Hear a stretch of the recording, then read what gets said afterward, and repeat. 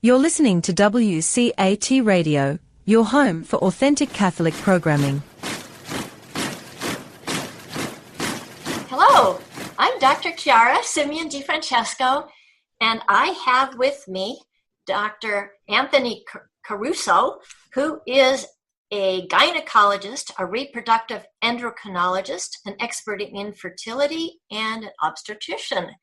And he is going to talk with me today about what happens to the embryos that are in the IVF process, or what happens in that whole process, and his experience as a former, what would you call it, IVF reproductive expert? Is that the name of that? That would be probably, yeah, I was an IVF doctor. IVF doctor. So, doctor, though, I would like to start with a prayer that the Holy Spirit guide our conversation and our sharing. Father, Son, and Holy Spirit, amen. Lord Jesus Christ, you have blessed us with this opportunity to talk to Dr. Caruso and to understand what happens with these parents, the process that they go through, the agony that they go through, the struggles, and what happens to these little embryonic babies, so that we can help people know the truth and be guided by the truth, and also as therapists have a heart for both these babies, the ones that die and the ones that grow up and the struggles they might have, and also the parents that have grief and remorse and difficulties. So I pray, Lord, that you guide this conversation so that we learn the things that we most need to know to help our patients. In your name, Jesus, amen. Father, Son, and Holy Spirit, amen. Excuse me. So, Dr. Caruso, can you start with maybe sharing with us your journey of when you first began to see issues with IVF and what your background is on that, so we get some understanding there? I've had an interest in infertility for a very long time. When I was in high school, my dear mother, who went to the Lord 7 years ago today, would always put me in front of the TV when we had something interesting happening. And so I saw the announcement of the first IVF baby in the United States on TV. And I thought to myself, that is the coolest thing in the world.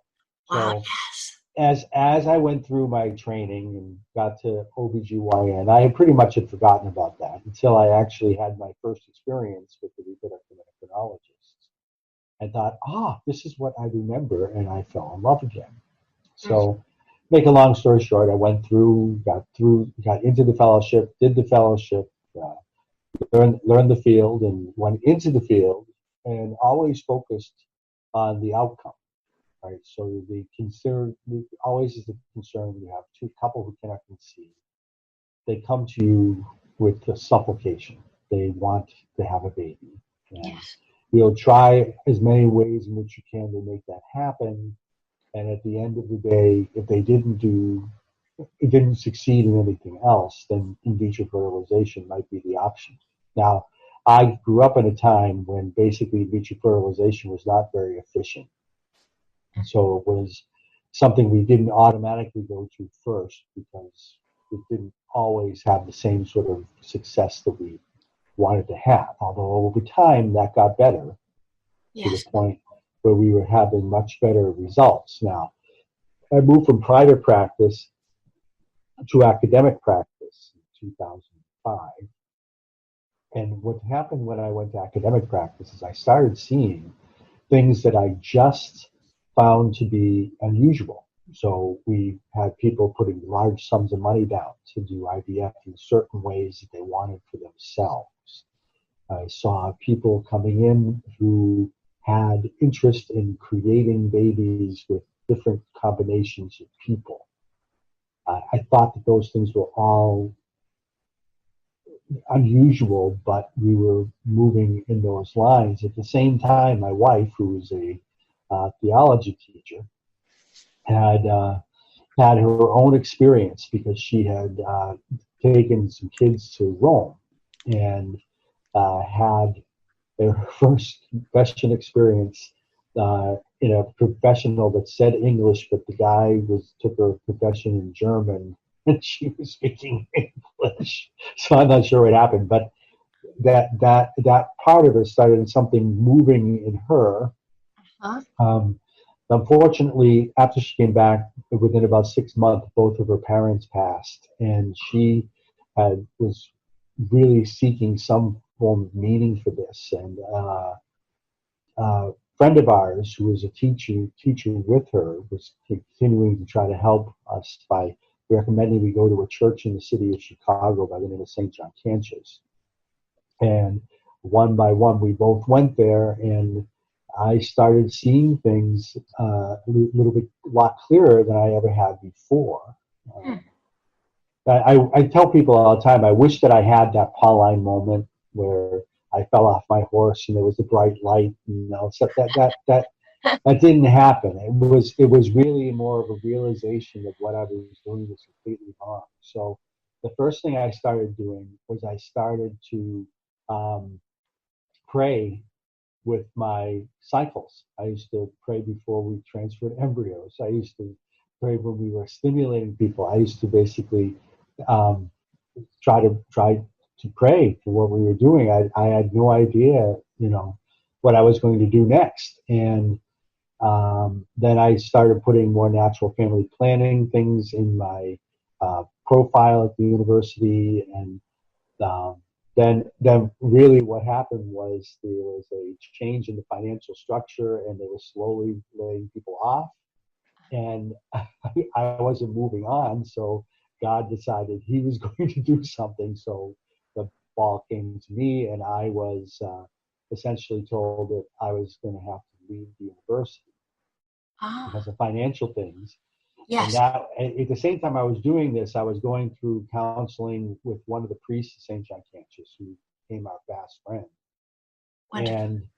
And you were realizing what at that time, Doctor? That what I was doing was wrong. Okay. And why did you see that as wrong? What was your awareness at that point? Because what we were doing was we were separating out the reproductive act. We were saying that basically this particular thing, which is the centerpiece of family creation, could be manufactured rather than come of its own natural, beautiful symphony. Yes. And because we could do it with anything, now because we had all of the pieces now put together, we could pull it together. We could get an egg from any source, a sperm from any source, a uterus from another source. And you can now manufacture babies any way you want it. Okay, I started seeing that when we were doing embryos and we needed to find out if they were affected, or we wanted to know if there was a boy or a girl, we could do genetic tests on them before transfer. And if they were normal, that's fine, we could transfer them. If they were abnormal, they would discard them. But also if they were indeterminate, that we didn't know if they were positive or not, we would throw those away as well. And I thought that was very unusual and very, so these things which I had really not paid much attention to, I started paying great attention to. I thought it was absolutely completely wrong. Yes. So when I was leaving the university because of this, I was also going to become the president of the local chapter of the Reproductive Endocrinology Society. And on my first visit, my first officer meeting, I resigned. Wow. And a friend of mine who I had known for years, who also was in the field, had to take over all of the things there. And it's something that we've kind of made some amends since then, but she was angry with me for a long time for that. So, God bless you for your courage. So that, whatever, I don't know if it's courage. Sometimes it feels like stupidity. But anyway, so I from there I became a hospitalist because I needed the job. And a friend of mine said, you can come up here and we can, just kind of make sure everything, be the safety officer at a hospital and just kind of start doing and helping people with C-sections and deliveries and things like that. So I did that for 3 years while I had a friend who was another Catholic physician who was trying to encourage me to kind of join him in practice. And so, I'm paraphrasing a little bit, but I think it's good for the story. So about 3 years after, in the third year after I started doing that, we decided to put together our practice where the two of us would come together as Catholic physicians to create a Catholic-based pro-life practice. Yes. Which we did. He had been out for a number of years as a OBGYN and a pro-life OBGYN, and I had just really kind of started again as a general OBGYN and had the infertility side that I was still practicing or figuring out what kind of protocols I could do. And so we started putting it together, and it started to move a little bit. And after a couple of years, he decided that he wanted to do it by himself. So he basically took his 0.1% and said, okay, this is all mine. And I had to leave, and I had to create what I have now, which is called the Bella Baby OBGYN. So, Okay. So since then now I have a practice where I don't recommend the use of artificial means for contraception. I don't do IVF. I recommend against the sterilizations. Yes. They do all kinds of things. And over time, God has kind of shown me all kinds of wonderful things. But going forward now, I work in 2 public health clinics during the week, seeing people who basically are poor and helping them with their babies and trying to give them the same care I would in my own office. Oh, wonderful. And yeah, we're just trying to do the Lord's work every single day. Yes. Wow. Well, help us as therapists understand, what do these parents go through when they're seeking IVF? Mm-hmm. And then, what happens when they discover that it's taking the life of their preborn children? Oh. By discarding those embryos. That's an interesting question. The fertility patient is a particular challenge to any member of the medical community. And the reason why is because it goes against what they were promised. Many couples, when they're young, before they get married, they're told, basically, if you save yourself or if you don't, whatever, once you come together, you get married, then pregnancy will come just as a matter of course.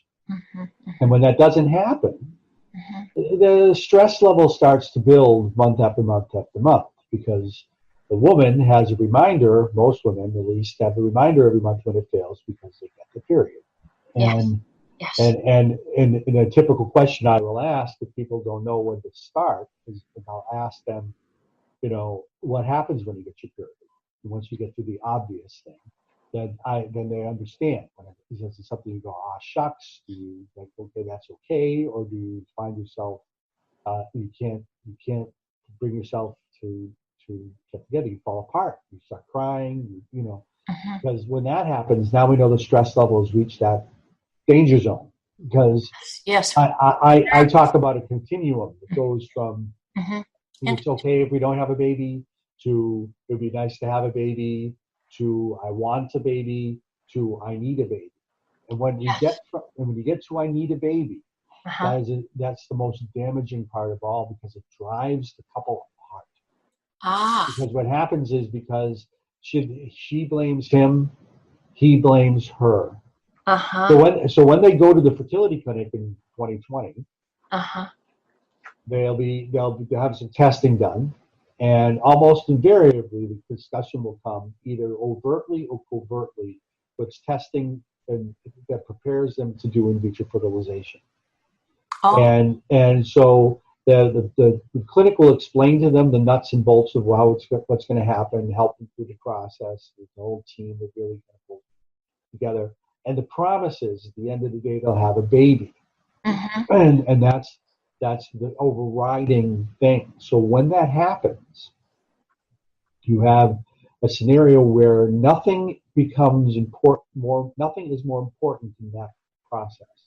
Oh my. So what happens is they'll go through all the shots and the ultrasounds and the procedures, and the waiting process, waiting for the embryos to see if they've fertilized, and then transferring the embryos to the uterus, which this doesn't hurt, but still, it's very rarely have the two members of the couple present because it is a surgical type of scenario.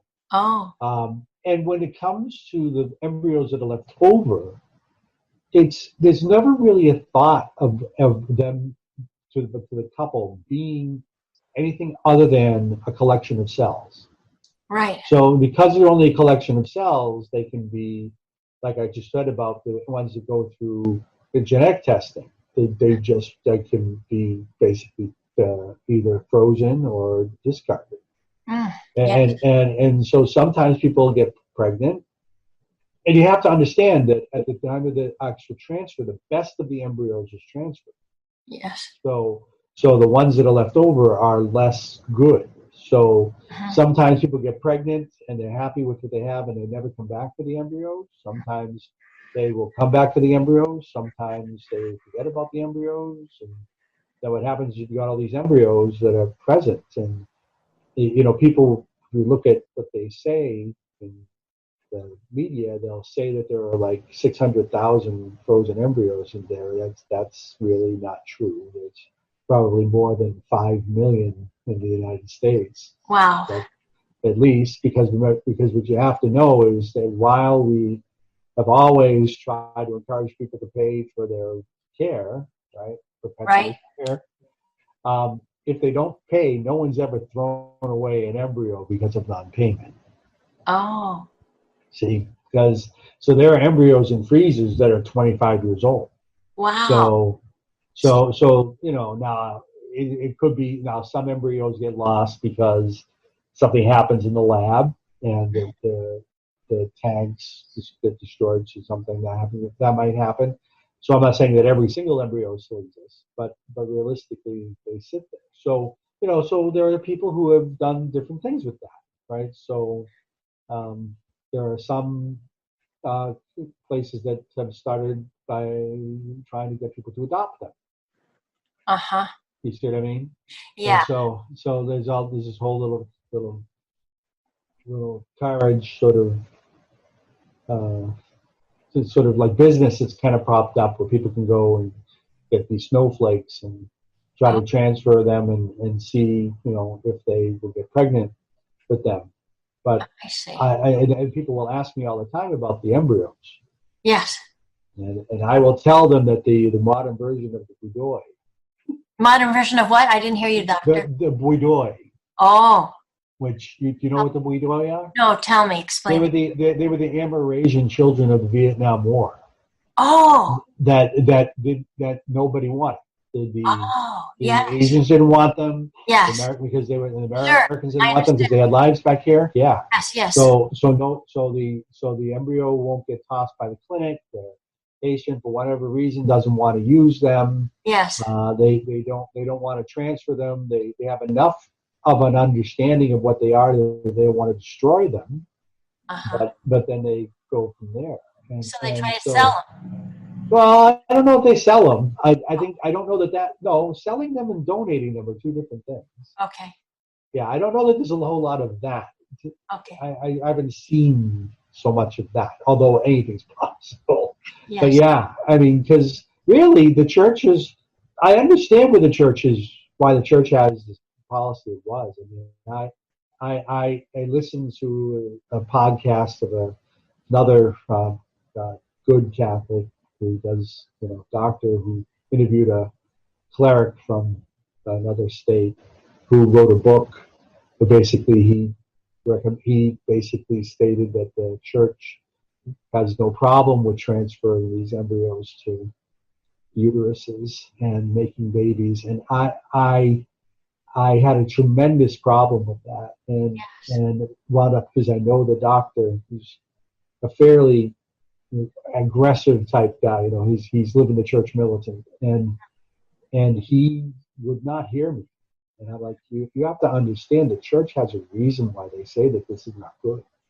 Yes. Because you cannot make a good out of two wrong things. That's right. You just can't. Right. Because in the very beginning, I don't know if people understand this, when they first were talking about this, there was a convent of nuns that came forward and offered to be the host for the embryos and then take the children and adopt them out. And the church said no. And the reason why, because it's a simple thing in the catechism, but it's one of the most beautiful lines of the catechism. So the children come as a direct event of the marital embrace between man and woman.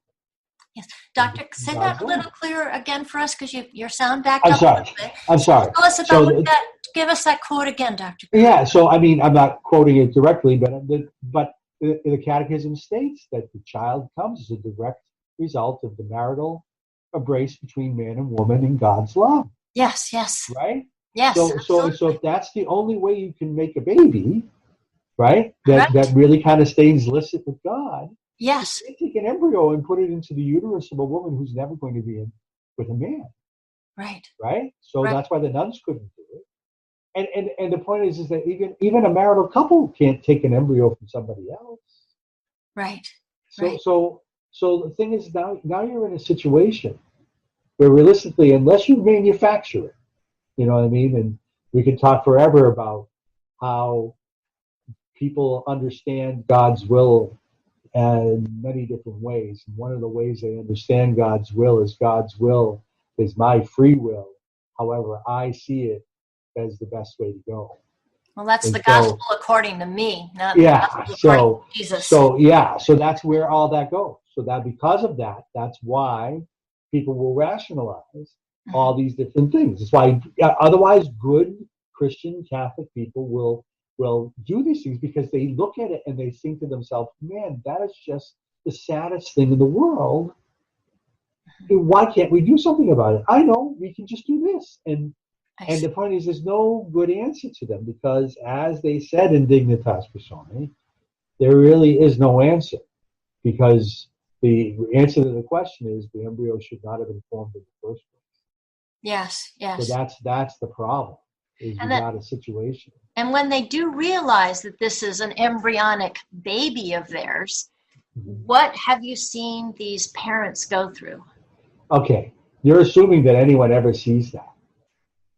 Does anyone see it that you encounter? No. I mean, the saddest part of what I do now, and the search for an honest man that I do, the Dionysus or whatever that is, right? Right. Is I'm looking for someone like me. I'm looking for someone else who had my experience, who did what I did, and now sees the other side of that, and so I could kibitz with them, and I can plan with them, and we can do something together. We can maybe do something longer. You know, there's a woman in Arizona who went through and did her fellowship and just came to the end and understood what was wrong and never started. That's different. You see what I mean? The people in Omaha said there was a guy in Poland who did it. I'm like, okay, well, that's in Poland. I'm in the United States. Yes. There was a guy who came from me from a wonderful guy who does Catholic media. He brought up another guy who was so enthralled and touched by Pope John Paul's funeral that he stopped doing IVF. And as I was talking to him, I Googled him and looked him up. I had to tell him that he went back in. Oh my! So, Dr. Caruso, let me see if I understood what you're saying. There's a need that you have. You would really like to collaborate with some other previous IVF specialists that have now converted to see the truth. You would love to have that happen. As far as I know, as far as anybody's ever told me, I'm the only one. Oh. And I don't say that out of, I say that out of great sadness.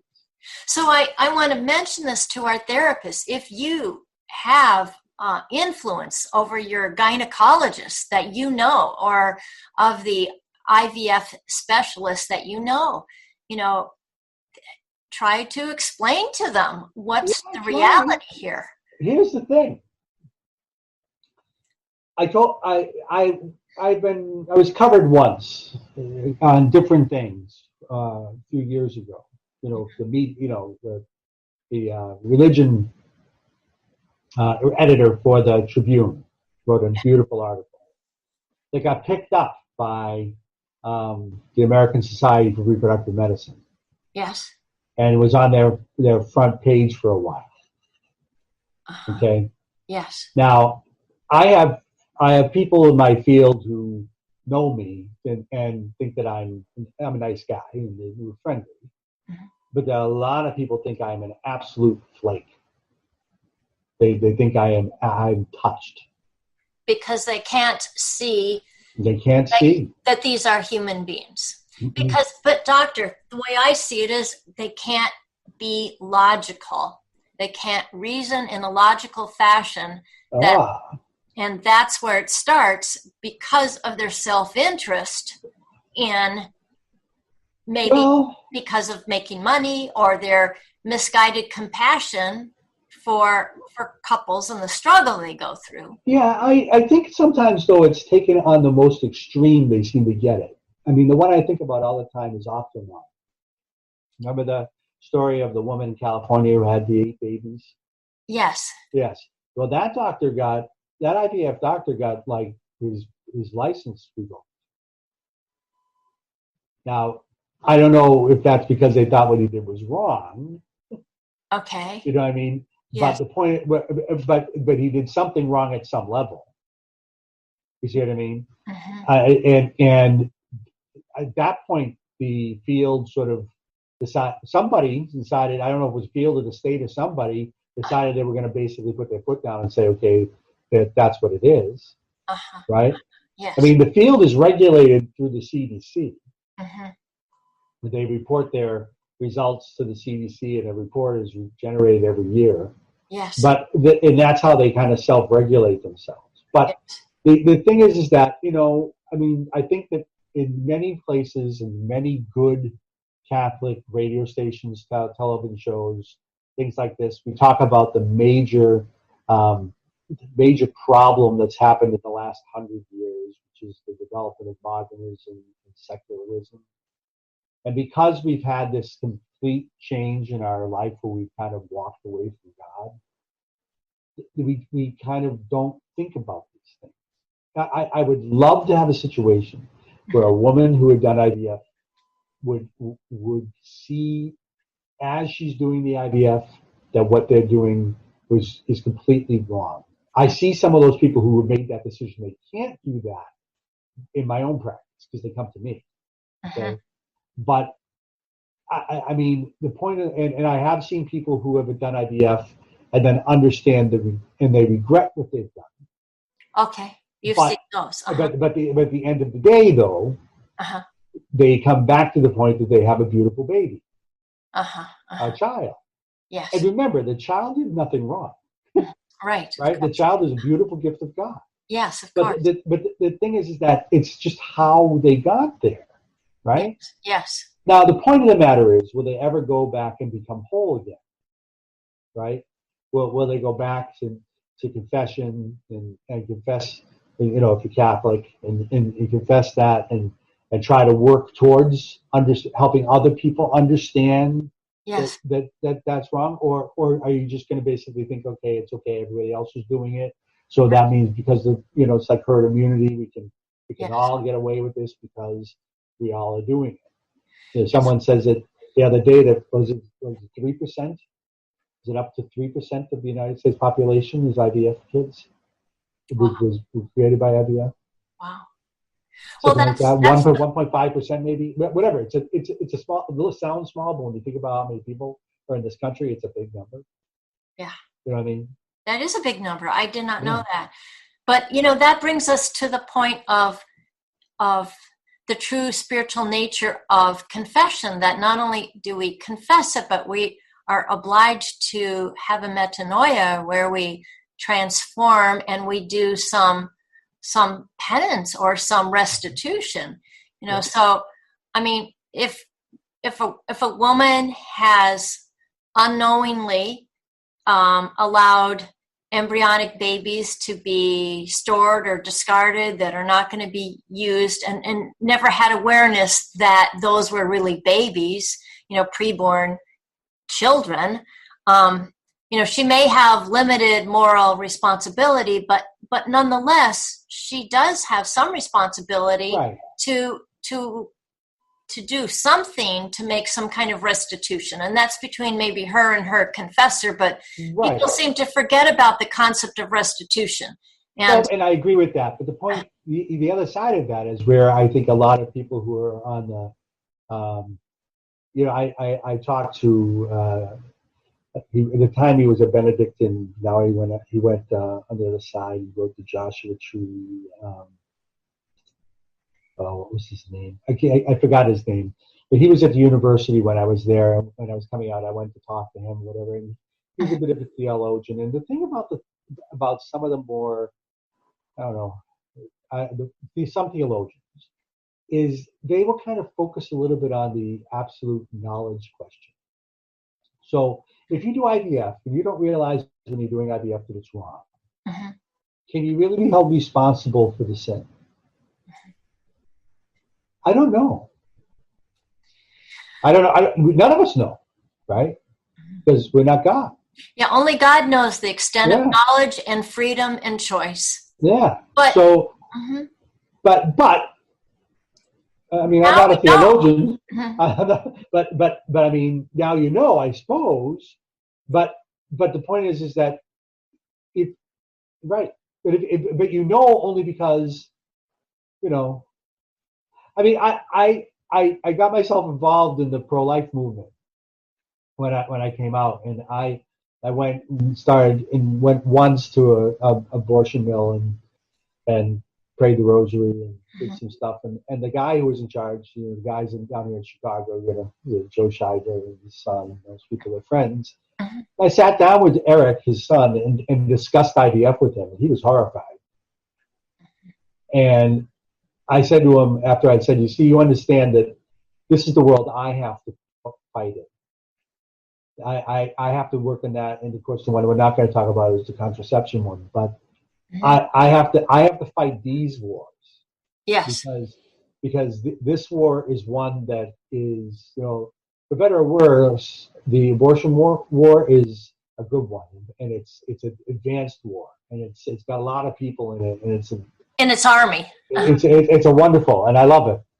But my war, it's not a war. It's more of an educational thing. Yes. It comes and goes. Like I'll do a couple. There was two doctors who actually are friends of mine in Ohio that I used to do a radio show with. Maybe once. It started out once a month. Then I started going on once every 3 weeks, and then I was almost on every single week talking about something. Yes. And that was really cool. And I was doing all kinds of talks around in Chicago and other places, talking about this going forward. And then it goes away. Yes. And then something else will come up. Now this comes up, and I think to myself, okay, so where are the opportunities? Where are the things? Because honestly, this is a problem that's not getting better. No. You understand? And the consequences are very frightening of the genetic engineering that can happen and everything with these embryonic babies. I tell my own patients, remember, I still, matter of fact, I'm doing my recertification now, right? I still have to recertify in the actual field that I have, right? Which I don't even do anymore. But the point of the matter is, I know, and I tell people I still speak the language. Yes. So I understand where the field is going. And the field itself has gone faster and faster and faster into doing more artificial stuff to basically help because they think it's going to be the best thing they can do. Yes. Remember, they were all worried about the multiple pregnancy concern. Right. So as a result, they went from transferring multiple embryos to transferring one. Okay. That took a big hit on their pregnancy rate. I see. So now they're working to make that pregnancy rate better. I see. To do that, they have to do different things, right? We have to try to have a better genetic complement. They have to have a better embryo glue. They have to have a better cycle control. They've got all these different things, and you can see that that's going to be the next divide. You know what? Yes. When I was young, I would go to the national meeting, and every single year there were the big deal things happening, right? Yes. And there hasn't been a really big deal thing happening for a long time because now the field is now becoming young adults, right? Yes. So they pretty much know where they're going, and where you're at there, you're going to have a situation where they're trying to make less embryos. I get that part. Where they're trying to do what? What was Make less embryos. Make less. Right? Okay. They're trying to make better embryos. Mm-hmm. And they're trying to, but they're still going to freeze embryos. Actually, they're doing even worse. They're freezing eggs. Mm-hmm. You see what I mean? Didn't they always freeze eggs and sperm? Did they always? Uh-huh. No. They've always frozen sperm. Uh-huh. Eggs have only been frozen for like the last 10 years or so. Oh, I see. Okay. Because the problem with an egg is it's all water.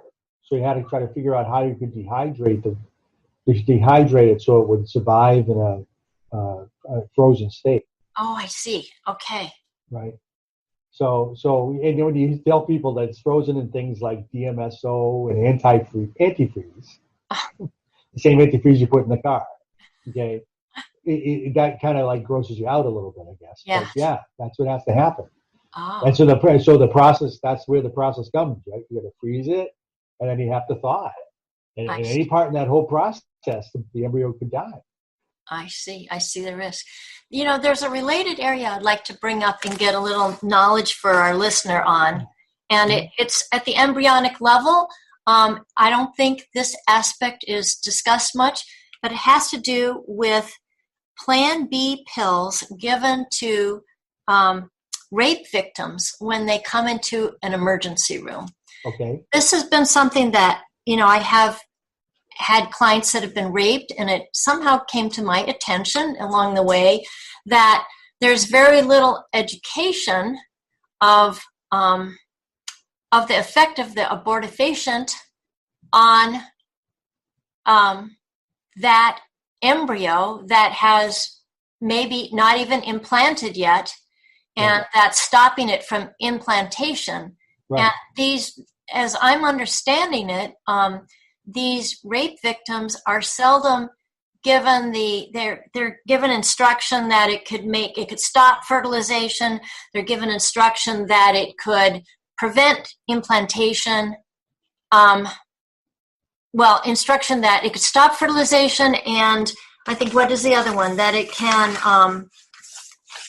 that it can make the egg not fertilizable. But they're not told that it can actually stop implantation, so it can make a fertilized embryo die because it doesn't implant. Exactly.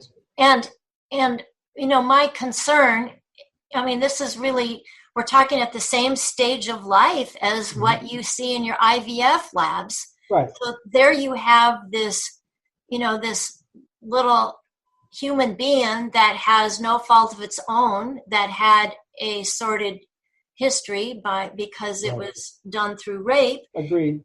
And I don't think our ladies are given proper informed consent. And, you know, as a psychologist, I'm always dealing with my clients having informed consent to understand things. Just like with, I think, you know, we can help our clients if they're considering IVF so that they understand the realities. They're still free to do what they want, but at least, you know, our job is to give them proper informed consent as far as we are able to in our profession. We may not know all of the scientific facts, but to be able to give some basic details for these clients.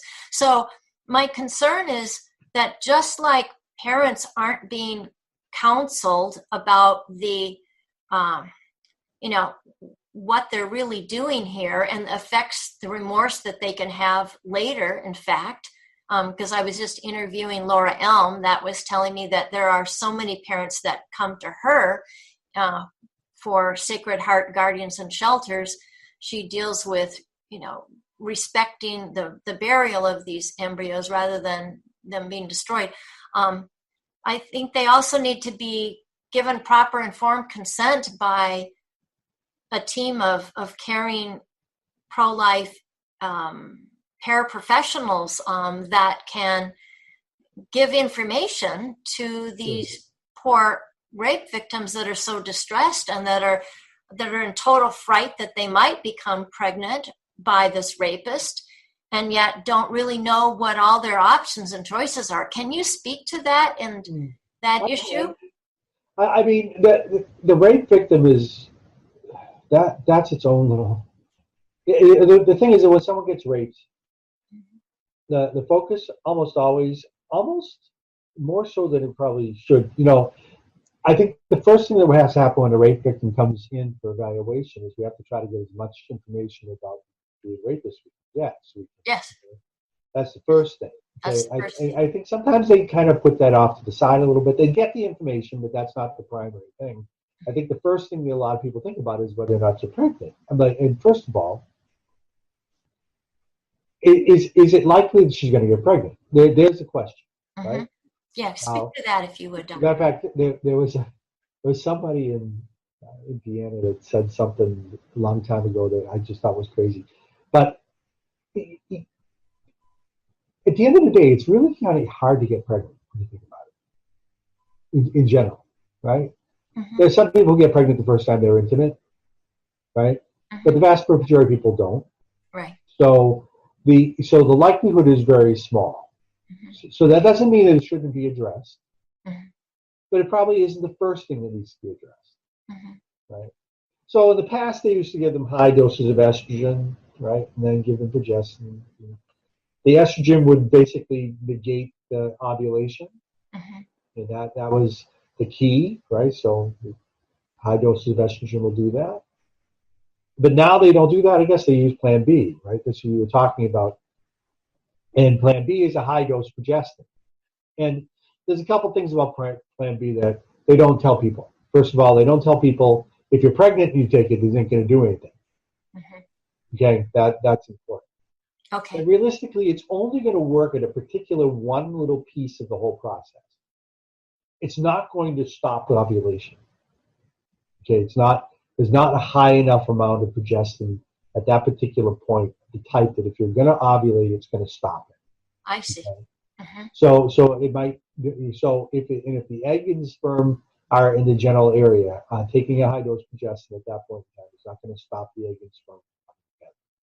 I see.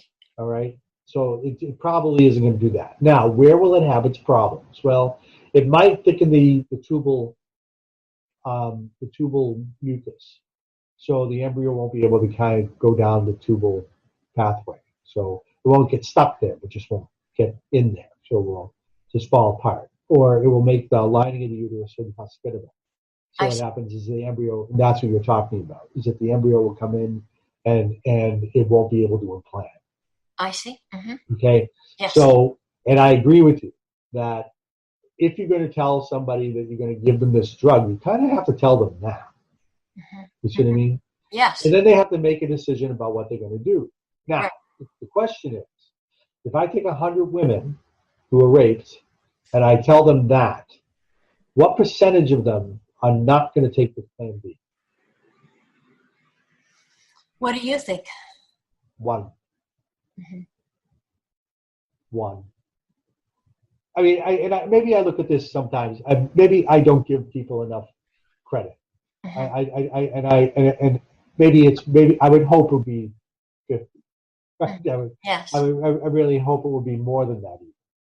But the thing is that people are focused on things that they don't necessarily need to be focused. When a woman has gone through this kind of heinous act, that the last thing in the world they're thinking about is being pregnant, right?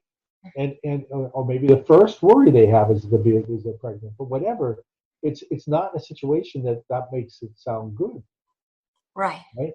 Because now it's not, and that's because that's what we've been trained to do, right? That's one of those things that comes from time immemorial, right? We used to teach our girls to don't have sex because you're going to have a baby and it's going to ruin your life, right? And so you think about that, and kind of when it would happen, that's just its next line, right? So you have a situation where the woman has forced sexual encounter, and now she could be pregnant, and that will ruin her life. Right. That's You know her what I mean? first thought, her And automatic that's the thought. first thought, right? Because Mhm. we don't teach them. I mean, yes, it would be a terrible thing. It would be awful. Believe me, I get it. But what lovely thing you could do is if you got pregnant to be able to love that baby. And, Right. and what great testimony do we have of children who were born of rape, Yes. right? We do. Thanking their mothers for having them, Yes, right? we do. We have So such testimonies. and you see, but we don't have those testimonies out loud enough to teach people Mhm. that it's possible. Mhm. That it's possible that something good can come out of something so terrible. Yes.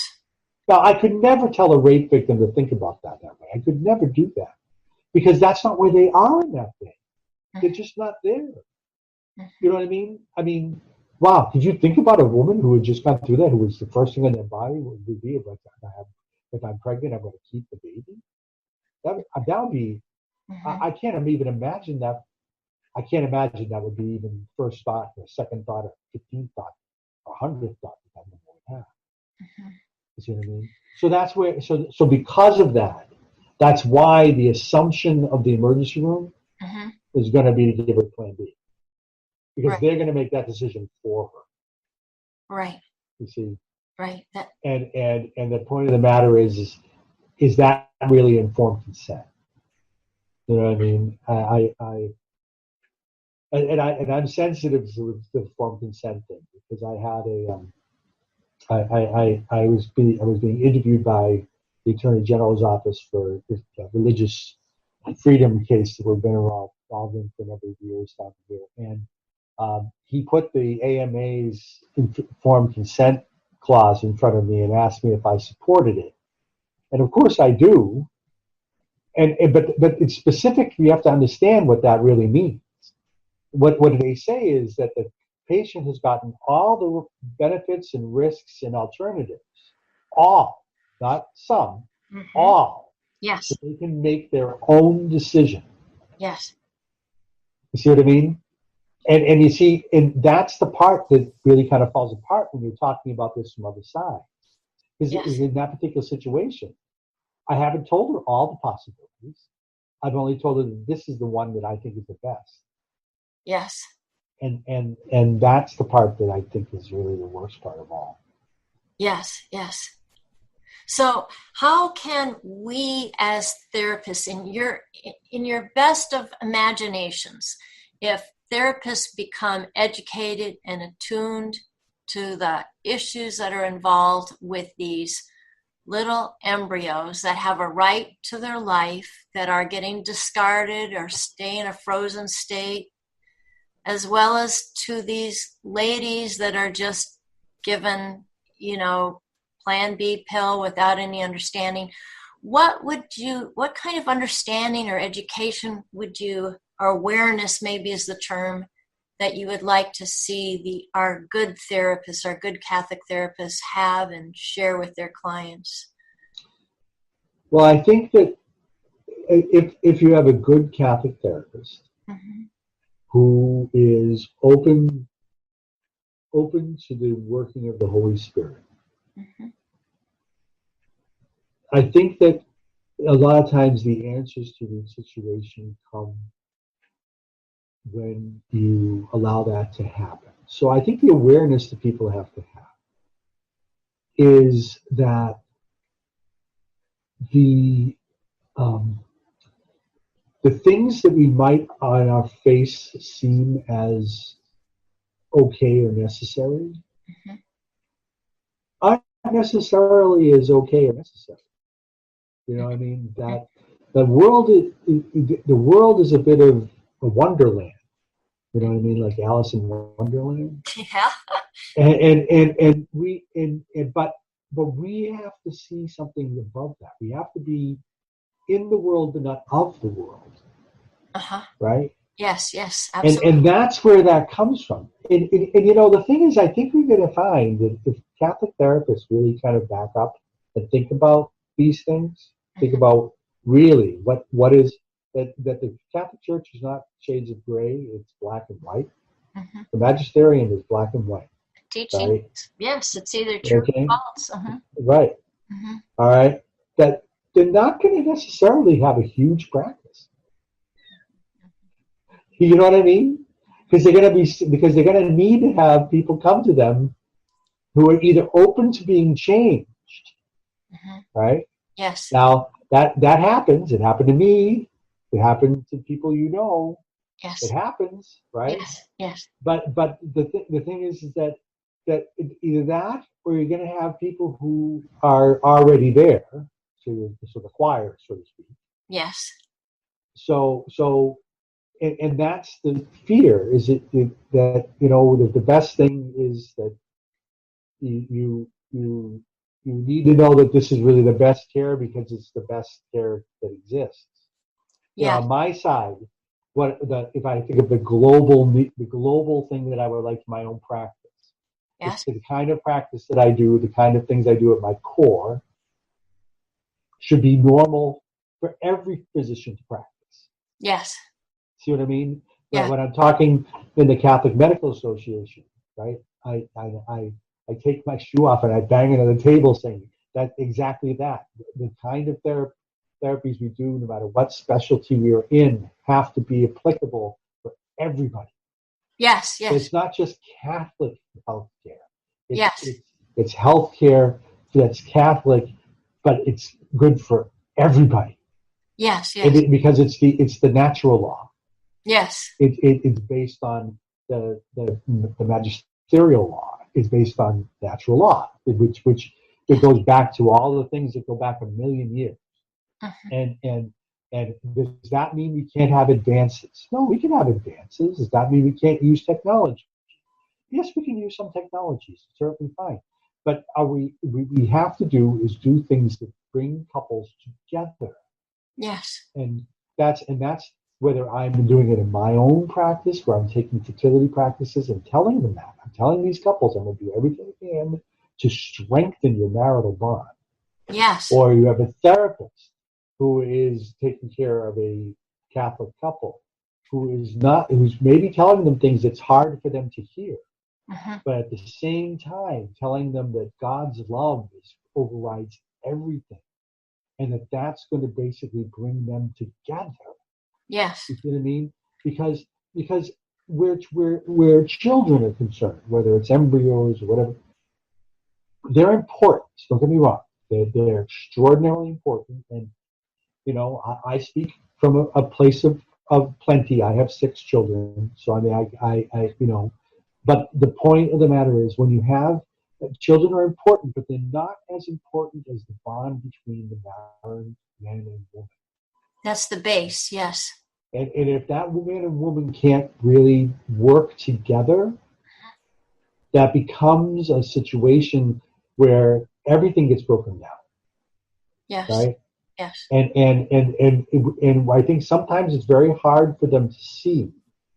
I'll tell a couple when they talk about trying to have a baby, I'll say, "Do you remember when you got married?" And they'll say, "Yeah." I said, "Do you remember your marital night?" "Yeah." "Remember what happened?" "Yeah, nothing happened." "Okay, so marry the next day." "Okay, yeah." "Do you remember what happened?" "Yeah." "Can you make that happen again?" And she said, and people get married 10 years, 15 years, they remember that. Uh-huh. And I think that's okay. Can you recreate that? Yes. You see what I mean? Because that's what that part, when they first married, was when they really had that biggest part of together. Yes. For the first time. Right? Their enthusiasm, their passion towards loving each other. That's right. Not just physical love, but emotional love and spiritual love. Yes. The whole thing comes together. Oh, yes. When they can do that, there is nothing they can't take care of together. There's nothing they can't reach together. Absolutely. And so what is the Catholic therapist's job? That's the Catholic therapist's job. Right. I can only go to do that so much. Right. That's the Catholic therapist's job, to find the reasons why they are not together.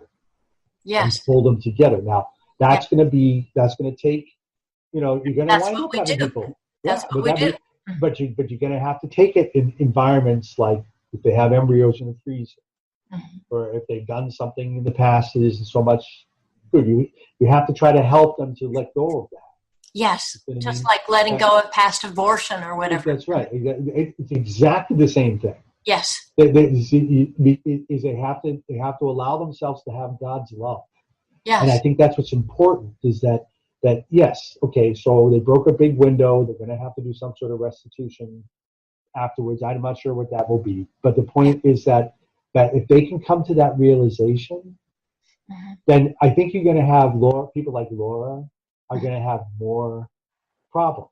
Not more problems. They're going to have more people who are going to come to them. Coming to them, yes. Right? Yes. Right? Because when I've spoken to Laura, and I have, that was my one concern. She talked to me very early on, and I said to her, the biggest concern I have with what you do is I don't know anybody who would actually do that. You see what I mean? That's the thing. Is that it's a wonderful idea. What a wonderful thought. But the point is that but you have to get people there, and it's a process to bring them there. Yeah, it is. That's going to go against everything that most people, most Christians, most Catholics really believe, because nobody has ever told them that. Yes. Yes. You see what I mean? And it's really similar, actually, when I'm working with couples dealing with issues of even the marital act itself, that it's a point of self-giving rather than of sensation seeking. And, of really being emotionally in tune and caring about the other person, not using the other person.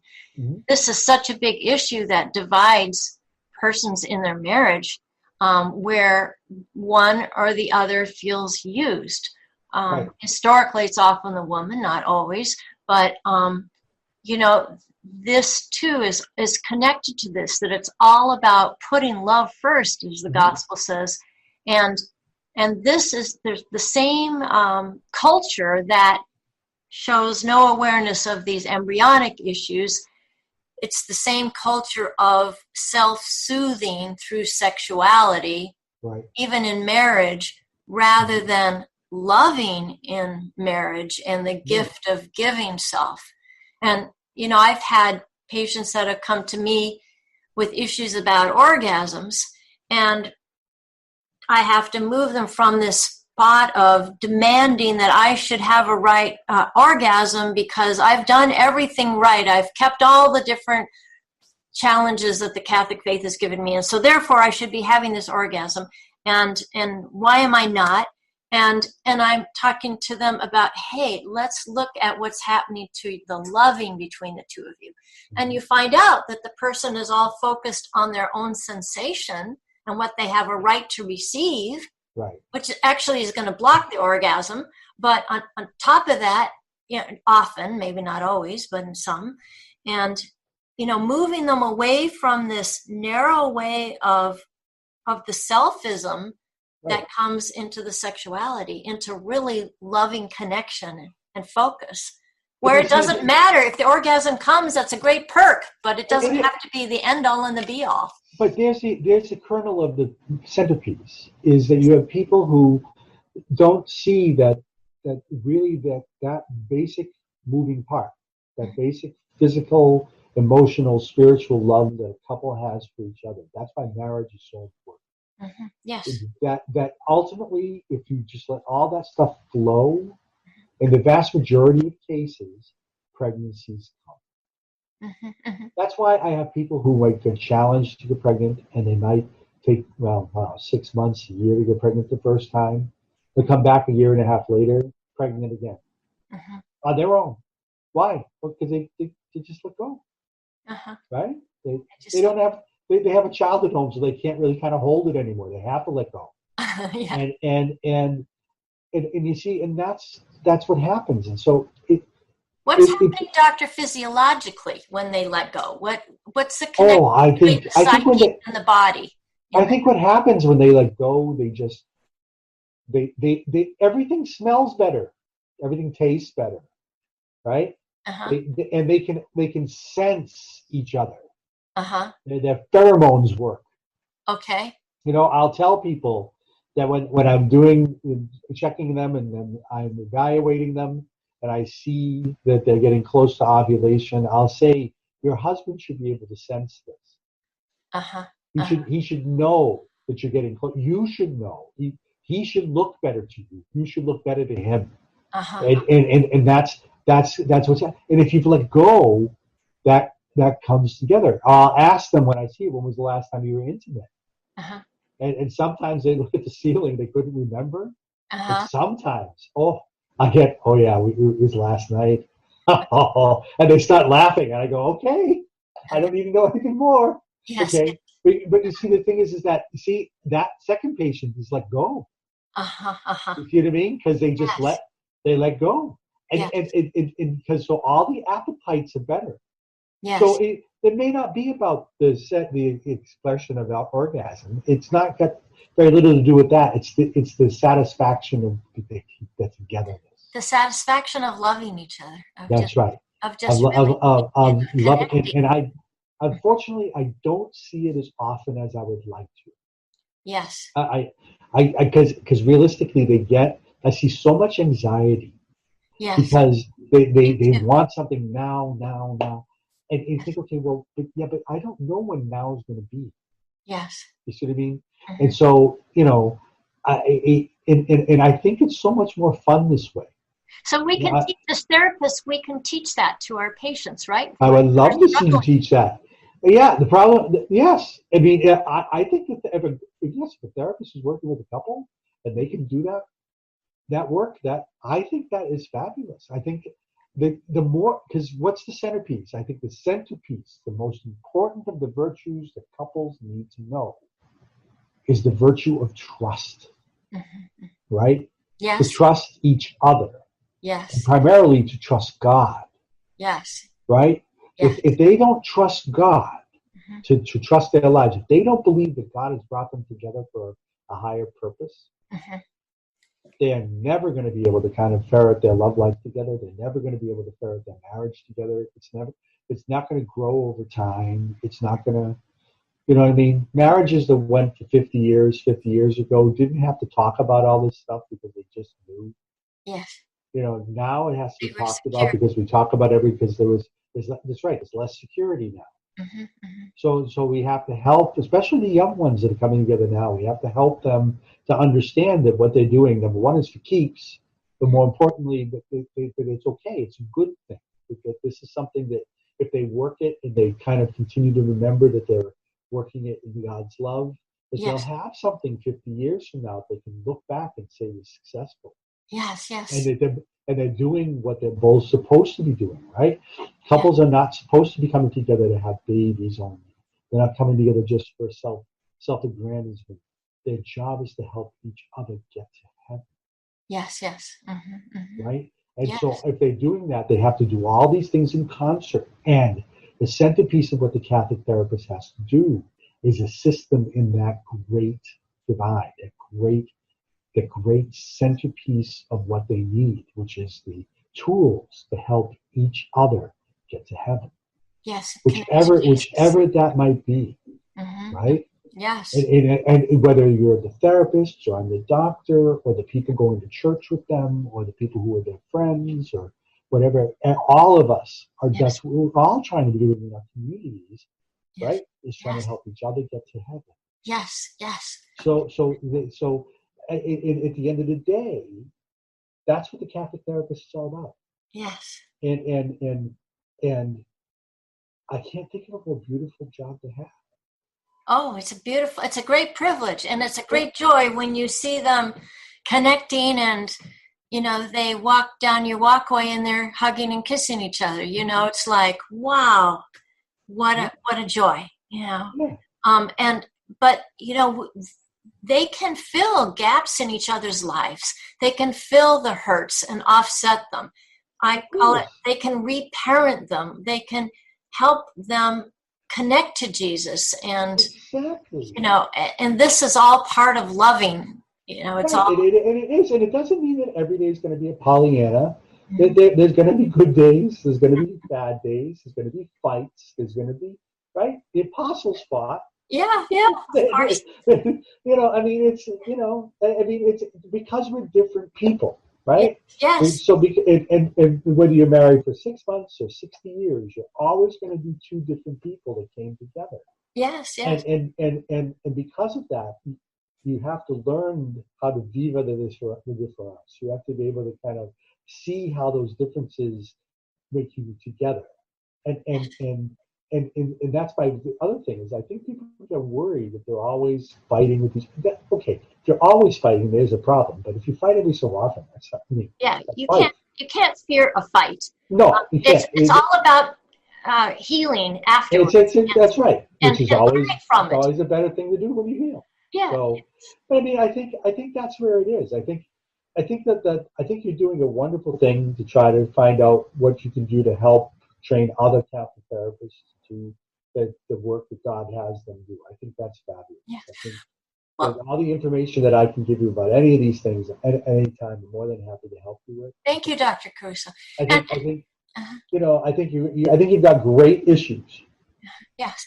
And I'm wondering, maybe there'll be some Catholic therapists that you are in. Can you tell us your location? Because maybe there'll be some, you're in Illinois. Well, I'm in Woodridge, Illinois. Okay. Which is in the southwest suburbs of Chicago. Okay. And how would they find your practice if they want to consult with you? The easiest way is to go through my website. Okay. Which What's is that? AbellaBabyOBGYN.com. Bella Baby. No, Abella. Beautiful. BellaBabyOBGYN.com.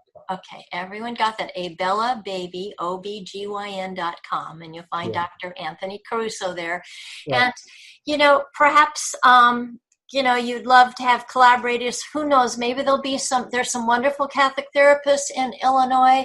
Mm-hmm. Maybe there'll be a comprehensive team of Catholic therapists with doctors like you that could do better together. Wouldn't that be awesome? We'll see. This is all in a plan. I tell people all the time, this is all according to God's plan. Right. I wake up every day and I think to myself, I did my morning offering and I think to myself, okay, I have no idea what I'm going to do today. At the end of the day, something good's going to happen. Maybe something bad's going to happen, but whatever, it's going to be a day that God has given. That's the trust you're talking about. Yes. That's right. Well, it's been such a blessing. Thank you so much for your time. You're very welcome. For sharing and your enthusiasm for speaking the truth, and your empathy for your patients and the love that you have and the joy in serving them. God bless you. God bless you. Thank you very much, Dr. Caruso. You're welcome. Bye Take now. care. Bye-bye. Bye. Bye. Bye. Hello, God's beloved. I'm Annabelle Mosley, author, professor of theology, and host of Then Sings My Soul and Destination Sainthood on WCAT Radio. I invite you to listen in and find inspiration along this sacred journey we're traveling together to make our lives a masterpiece and, with God's grace, become saints. Join me, Annabelle Mosley, for Then Sings My Soul and Destination Sainthood on WCAT Radio. God bless you. Remember, you're never alone. God is always with you.